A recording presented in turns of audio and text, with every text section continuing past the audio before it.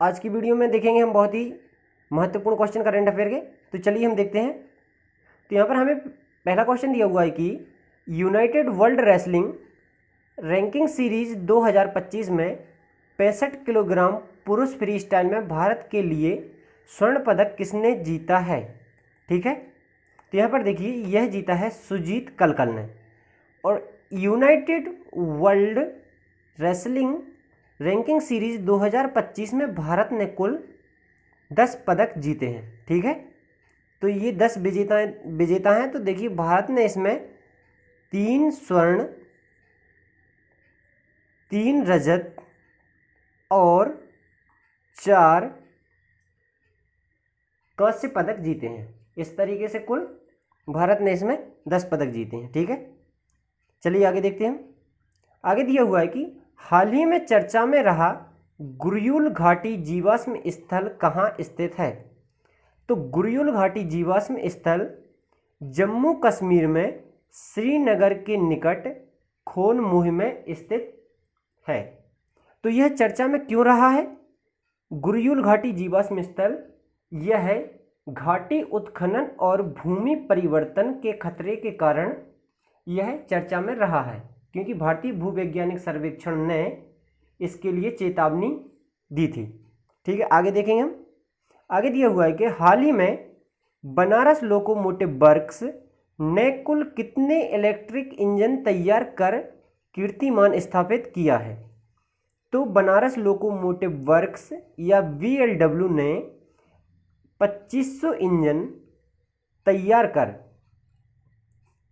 कीर्तिमान स्थापित किया है। तो देखिए हाल ही में VLW ने अपना 2500वां इलेक्ट्रिक इंजन तैयार किया है। चलिए आगे देखते हैं हम। आगे दिया हुआ है कि हाल ही में किस राज्य सरकार ने कॉलेजों और विश्वविद्यालयों में छात्राओं की सुरक्षा सुनिश्चित करने के लिए शक्ति श्री कार्यक्रम की घोषणा की है। ठीक है, तो किस राज्य सरकार ने शक्ति श्री कार्यक्रम की घोषणा की है जिससे कॉलेजों और विश्वविद्यालयों में छात्राओं की सुरक्षा सुनिश्चित की जा सके। तो यह है उड़ीसा सरकार ने शक्ति श्री कार्यक्रम की घोषणा की है छात्राओं की सुरक्षा सुनिश्चित करने के लिए। ठीक है, उड़ीसा के मुख्यमंत्री कौन है? तो उड़ीसा के मुख्यमंत्री हैं मोहन चरण मांझी। आगे देखेंगे। आगे दिया हुआ है हमें हाल ही में ICC ने किस देश को अगले 3 विश्व टेस्ट चैंपियनशिप फाइनल 2027 का, 2029 का और 2031 की मेजबानी सौंपी है। यानी कि विश्व टेस्ट चैंपियनशिप फाइनल की मेजबानी आने वाले 3, 27, 29 और 31 की मेजबानी किसको मिली है? तो यह मेजबानी ICC ने इंग्लैंड को सौंपी है। यानी कि इसकी मेजबानी इंग्लैंड और वेल्स क्रिकेट बोर्ड द्वारा की जाएगी। चलिए आगे देखेंगे हम। हाल ही में भारत ने 66वें अंतर्राष्ट्रीय गणितीय ओलंपियाड, यानी कि हम कह सकते हैं कि इंटरनेशनल मैथमेटिकल ओलंपियाड 2025 में कुल कितने पदक जीते हैं भारत ने? तो भारत ने इसमें कुल 6 पदक जीते हैं। तो इसमें 3 स्वर्ण हैं, 2 रजत और 1 कांस्य पदक है। ठीक है, यह अंतर्राष्ट्रीय गणितीय ओलंपियाड हाई स्कूल के छात्रों के लिए एक अंतर्राष्ट्रीय प्रतियोगिता है। ठीक है, और इसका आयोजन 2025 में कहाँ किया गया था? तो 2025 में इसका आयोजन ऑस्ट्रेलिया के सनशाइन कोस्ट में आयोजित किया गया था और इसमें भारत 7वें नंबर पर रहा है 6 पदक जीतकर। चलिए आगे देखेंगे। आगे दिया हुआ है हमें हाल ही में किस देश के वैज्ञानिकों ने बड़ी सफलता हासिल करते हुए CO2 को भोजन में परिवर्तित किया है।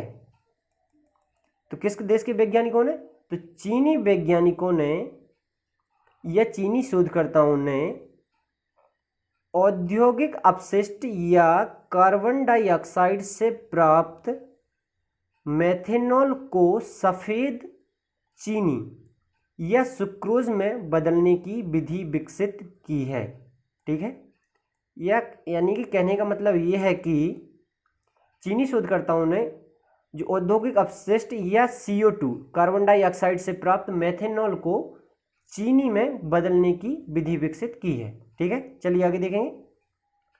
आगे दिया हुआ है कि हाल ही में दिल्ली सरकार ने ओलंपिक और पैरालंपिक पदक विजेताओं के नगद पुरस्कार की राशि को मौजूदा 3 करोड़ से बढ़ाकर कितनी करने की घोषणा की है। यहां पर कह रहा है कि दिल्ली सरकार ने 3 करोड़ जो ओलंपिक और पैरालंपिक पदक विजेताओं को राशि दी जाती थी उसको बढ़ाकर कितना कर दिया है, तो यह 7 करोड़ रुपए कर दिया है। ठीक है, तो दिल्ली सरकार ने मुख्यमंत्री खेल प्रोत्साहन योजना के तहत नगद पुरस्कारों में बढ़ोतरी की है। आगे देखेंगे। आगे दिया हुआ है कि हाल ही में किस राज्य के मुख्यमंत्री ने 1 करोड़ पेड़ लगाने के लिए अभियान का शुभारंभ किया है। तो किस राज्य के मुख्यमंत्री ने, तो महाराष्ट्र के मुख्यमंत्री देवेंद्र फडणवीस ने 1 करोड़ पेड़ लगाने के लिए अभियान की शुरुआत की है। तो महाराष्ट्र के मुख्यमंत्री देवेंद्र फडणवीस ने हरित महाराष्ट्र समृद्ध महाराष्ट्र अभियान के तहत राज्य के गढ़चिरौली जिले में 1 करोड़ पेड़ लगाने के लिए अभियान का शुभारंभ किया है। ठीक है, चलिए आगे देखेंगे हम। आगे दिया हुआ है हमें अगला क्वेश्चन, हाल ही में किस राज्य ने हॉर्नबिल के संरक्षण के लिए एक उत्कृष्टता केंद्र स्थापित करने की घोषणा की है। तो किस राज्य ने हॉर्नबिल के संरक्षण के लिए एक उत्कृष्टता केंद्र स्थापित करने की घोषणा की है, तो यह घोषणा की है तमिलनाडु ने। यानी कि तमिलनाडु हॉर्नबिल के संरक्षण के लिए एक उत्कृष्टता केंद्र स्थापित करेगा। तो यह केंद्र, जो उत्कृष्टता केंद्र है, यह तमिलनाडु के कोयम्बटूर जिले के अनामलाई टाइगर रिजर्व में स्थापित किया जाएगा। कहां पर स्थापित किया जाएगा यह केंद्र? यह अनामलाई टाइगर रिजर्व में स्थापित किया जाएगा। आगे देखेंगे। आगे दिया हुआ है कि प्रतिवर्ष विश्व मस्तिष्क स्वास्थ्य दिवस कब मनाया जाता है। तो यह विश्व मस्तिष्क स्वास्थ्य दिवस 22 जुलाई को मनाया जाता है। और इसका आयोजन देखिए किसके द्वारा किया जाता है, तो इसका आयोजन विश्व तंत्रिका विज्ञान महासंघ के द्वारा विश्व मस्तिष्क स्वास्थ्य दिवस के द्वारा किया जाता है। इसकी शुरुआत कब से हुई थी? 2014 में इसकी शुरुआत हुई थी। और 2025 का विषय क्या है? विश्व मस्तिष्क स्वास्थ्य दिवस के लिए 2025 का विषय है कि brain health for all ages. ठीक है, आगे देखेंगे हम। प्रतिवर्ष राष्ट्रीय ध्वज दिवस कब मनाया जाता है? प्रतिवर्ष राष्ट्रीय ध्वज दिवस, तो राष्ट्रीय ध्वज दिवस 22 जुलाई को मनाया जाता है। ठीक है, यह 22 जुलाई को मनाया जाता है। 22 जुलाई 1947 में भारतीय राष्ट्रीय ध्वज को अपनाने के उपलक्ष्य में राष्ट्रीय ध्वज मनाया जाता है। यानी कि 22 जुलाई 1947 को राष्ट्रीय ध्वज अपनाया गया था। राष्ट्रीय ध्वज की डिजाइनर कौन है? तो पिंगली वेंकैया राष्ट्रीय ध्वज की डिजाइनर है। और जो हमारा राष्ट्रीय ध्वज है उसकी लंबाई चौड़ाई का अनुपात क्या होता है? तो उसकी लंबाई चौड़ाई का अनुपात होता है 3:2। ठीक है, चलिए आगे देखेंगे हम। आगे हमें दिया हुआ है कि प्रतिवर्ष राष्ट्रीय आम दिवस कब मनाया जाता है। तो राष्ट्रीय आम दिवस प्रतिवर्ष 22 जुलाई को मनाया जाता है। यह दिवस भारत के राष्ट्रीय फल और व्यापक रूप से फलों का राजा कहे जाने वाले आम के सम्मान में मनाया जाता है। चलिए आगे देखेंगे हम। आगे दिया हुआ है, हाल ही में केंद्र ने प्रतिष्ठित पर्यटन स्थलों के विकास के लिए किस योजना की शुरुआत की है। तो केंद्र सरकार ने प्रतिष्ठित स्थलों के विकास के लिए एक योजना की शुरुआत की है। वह योजना क्या है? वह योजना है शासकीय योजना। ठीक है, SASCI योजना। तो इस योजना का देखिए इसका फुल फॉर्म क्या है शासकीय का? तो इसका फुल फॉर्म है special assistance to states for capital investment. ठीक है, development of iconic tourist centres to global scale. इस योजना का उद्देश्य चुनिंदा पर्यटन स्थलों को वैश्विक स्तर पर प्रतिस्पर्धी बनाना है। यानी कि केंद्र की ये जो योजना है, इस योजना के अंतर्गत चुने हुए पर्यटन स्थलों को वैश्विक स्तर पर पर्यटन आकर्षण के रूप में बदलना है। चलिए आगे देखते हैं। आगे दिया हुआ है, हाल ही में भारत गणराज्य के उपराष्ट्रपति श्री जगदीप धनखड़ जी ने उपराष्ट्रपति पद से इस्तीफा दे दिया है। वे कौन से नंबर के उपराष्ट्रपति थे? तो जगदीप धनखड़ जी ने अपने पद से इस्तीफा दिया है उपराष्ट्रपति पद से, तो वह कौन से नंबर के उपराष्ट्रपति थे? तो वह 14वें नंबर के उपराष्ट्रपति थे। तो श्री जगदीप धनखड़ जी ने 11 अगस्त 2022 को भारत के 14वें उपराष्ट्रपति के रूप में शपथ ग्रहण की थी। इन्होंने हाल ही में अपने पद से इस्तीफा दे दिया है। ठीक है, चलिए आगे देखेंगे हम। आगे दिया हुआ है, फाइड शतरंज विश्व कप 2025 की मेजबानी कौन सा देश करेगा? तो फाइड शतरंज विश्व कप 2025 की मेजबानी भारत को सौंपी गई है। ठीक है, तो भारत 30 अक्टूबर से 27 नवंबर 2025 तक अंतर्राष्ट्रीय शतरंज के सबसे प्रतिष्ठित आयोजनों में से एक फाइड विश्व कप 2025 की मेजबानी करेगा। ठीक है, तो फाइड का फुल फॉर्म देख लेते हैं। फाइड का फुल फॉर्म क्या है? फेडरेशन इंटरनेशनल डेस एचेस। ये जो इसका फुल फॉर्म है, यह फ्रेंच भाषा में है। ठीक है, और इसका हिंदी में होता है मतलब अंतर्राष्ट्रीय शतरंज महासंघ। चलिए आगे देखेंगे हम। आगे दिया हुआ है कि फाइड महिला शतरंज विश्व कप 2025 की विजेता कौन है? तो फाइड महिला शतरंज विश्व कप 2025 की विजेता है दिव्या देशमुख। आगे देखेंगे तो यहाँ पर 19 साल की दिव्या देशमुख ने फाइड महिला शतरंज वर्ल्ड कप 2025 के फाइनल में भारत की ही टॉप खिलाड़ी कोनेरू हम्पी को हराया है। ठीक है, तो देखिए फाइनल में इनका फाइनल, दिव्या देशमुख का फाइनल भारत की ही प्लेयर कोनेरू हम्पी से हुआ था। ठीक है, तो इन्होंने कोनेरू हम्पी को हराया है। महिला शतरंज विश्व कप 2025 5 जुलाई से 29 जुलाई तक जॉर्जिया के बटूमी में आयोजित किया गया था। ठीक है,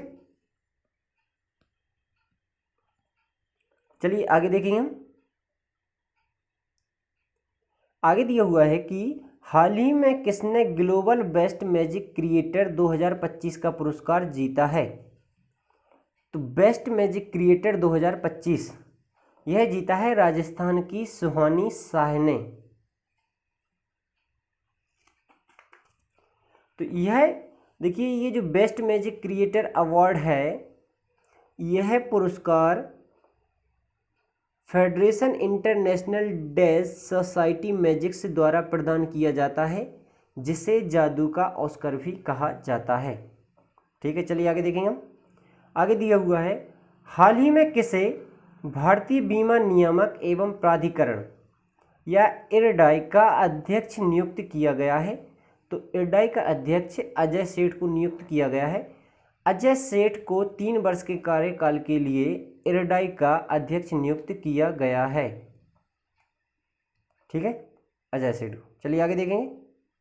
आगे दिया हुआ है, हाल ही में किसने PEN ट्रांसलेट पुरस्कार 2025 जीता है? तो यह पुरस्कार जीता है गीतांजलि श्री ने, और गीतांजलि श्री की पुस्तक वंस एलिफेंट लिव्ड हियर ने ट्रांसलेट पुरस्कार जीता है।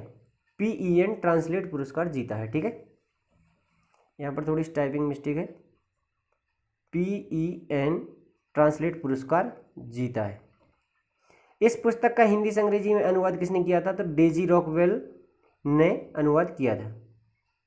आगे देखेंगे, हाल ही में किस बैंक को ग्लोबल फाइनेंस पत्रिका द्वारा वर्ल्ड्स बेस्ट कंज्यूमर बैंक घोषित किया गया है? तो यह किया गया है भारतीय स्टेट बैंक को वर्ल्ड बेस्ट कंज्यूमर बैंक।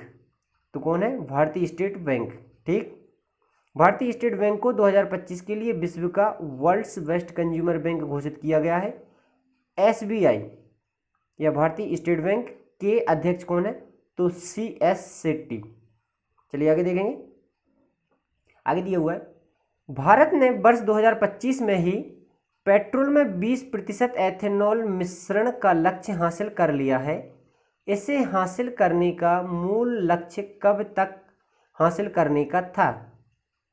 यानी कि भारत ने पेट्रोल में 20% एथेनॉल मिश्रण का लक्ष्य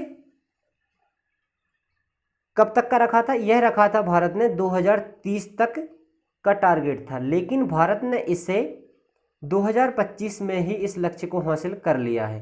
तो देखिए यहाँ पर कि भारत ने 2025 तक पेट्रोल में 20% एथेनॉल मिश्रण का लक्ष्य हासिल कर लिया है, जो 2030 के लक्ष्य से 5 वर्ष पहले ही पूरा कर लिया है।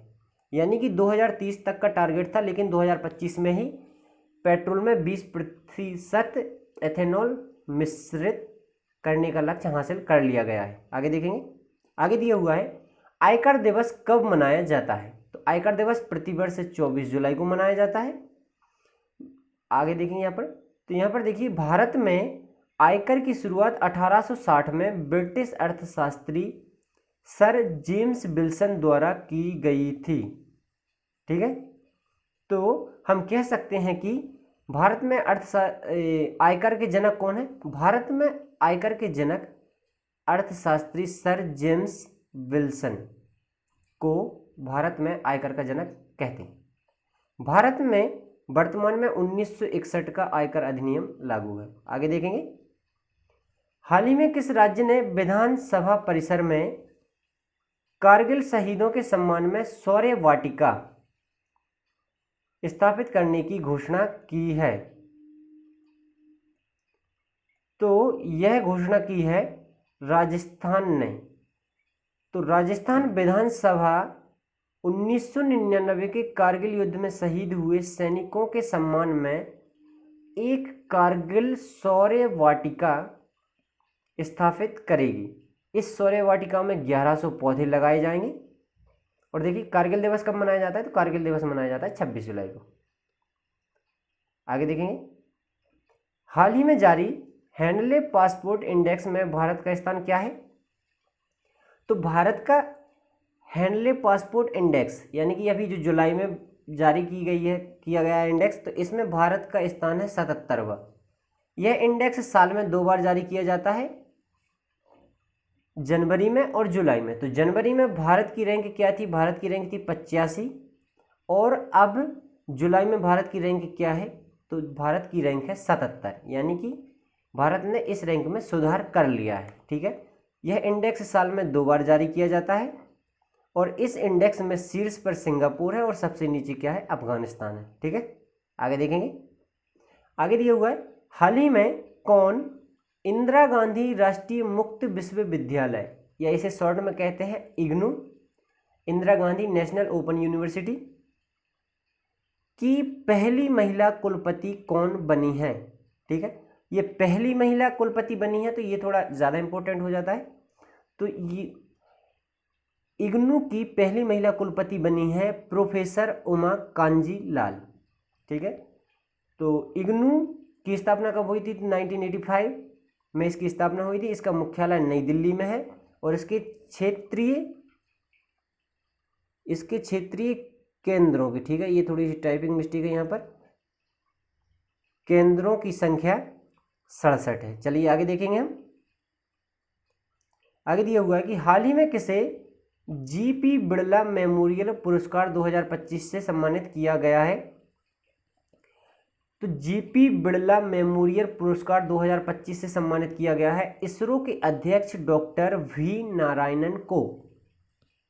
तो तो ये अभी हाल ही में वर्तमान में इसरो के अध्यक्ष हैं डॉक्टर वी नारायणन। ठीक है, यह पुरस्कार जीपी बिड़ला मेमोरियल पुरस्कार अंतरिक्ष कार्यक्रम और अंतरिक्ष प्रौद्योगिकी में उत्कृष्ट योगदान के लिए दिया जाता है। अब देखिए यह किसको दिया गया है, तो यह इसरो के अध्यक्ष को दिया गया है। तो देखिए हम देख लेंगे कि इसरो की स्थापना कब हुई थी। इसरो की स्थापना 15 अगस्त 1969 को हुई थी और इसका मुख्यालय कहाँ पर है, तो बेंगलुरु में है। आगे देखते हैं हम, देखिए आगे दिया हुआ है हमें कि विश्व मैंग्रोव दिवस कब मनाया जाता है। मैंग्रोव दिवस तो यह प्रतिवर्ष 26 जुलाई को मनाया जाता है। तो यह मैंग्रोव वनों के महत्व को एवं उनकी सुरक्षा एवं संरक्षण के बारे में जागरूकता बढ़ाने के लिए विश्व मैंग्रोव दिवस मनाया जाता है। ठीक है, यह दिवस मैंग्रोव पारिस्थितिकी तंत्र के बारे में जागरूकता, सुरक्षा और संरक्षण को बढ़ावा देने के लिए मनाया जाता है। ठीक है, आगे देखेंगे। ठीक है, आज की वीडियो में बस इतना ही। आप अपने सुझाव कमेंट बॉक्स में ज़रूर बताइए कि आप इस वीडियो में और क्या सुधार चाहते हैं। वीडियो अच्छा लगा हो दोस्तों के साथ शेयर करें और चैनल को सब्सक्राइब करें। धन्यवाद।